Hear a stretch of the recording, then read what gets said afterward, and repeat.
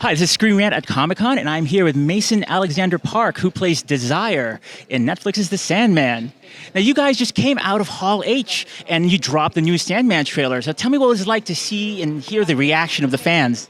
I mean, it's so cool to be in Hall H to begin with, but like to premiere something that is so grandiose and so massive is like, it's indescribable. The feeling of the ground literally shaking when the trailer's playing. It's like, it's nothing like I could ever imagine, in my wildest dreams. Well, now as we said, you play Desire, and is being Desire as much fun as it looks? Because it seems like you had the best time.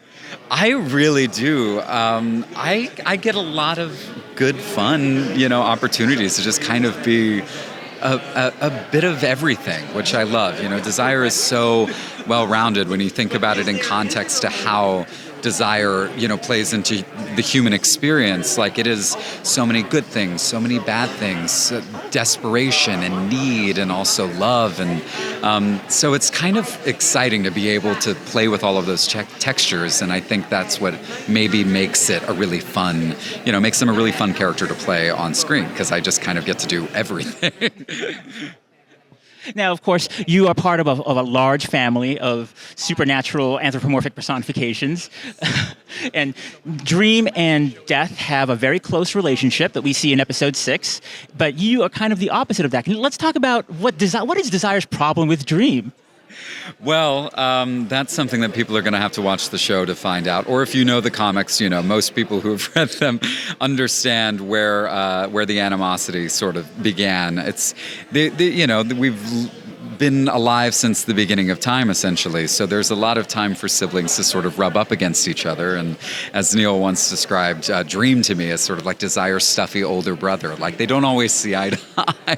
So it was really it was fun to kind of bring that relationship to life, especially in the in the later parts of the season. Like, there are really fun scenes that are directly lifted from the panels of the comics that are iconic to me as a fan, that kind of begin to dive into the history and the lore between Dream and Desire, that I hope people will be very excited by and want to learn more, because there's so many more comics, and there's Sandman Overtures, which really is more about the story of Dream and Desire and their relationship.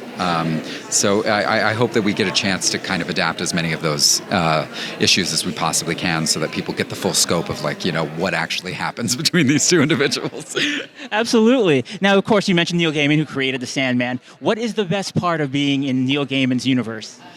You're in Neil Gaiman's universe. I feel like that's enough. Like, I have always wanted to be a part of something that is this huge and this beloved, and especially when it comes to, a fantasy kind of franchise, and for it to be something that is his work. I think he's one of the greatest authors of all time, and to be a part of that world that he's built and be able to say words that he wrote in 1989 it's unbelievably special. He is a master class writer and artist, and I'm just grateful to know him now.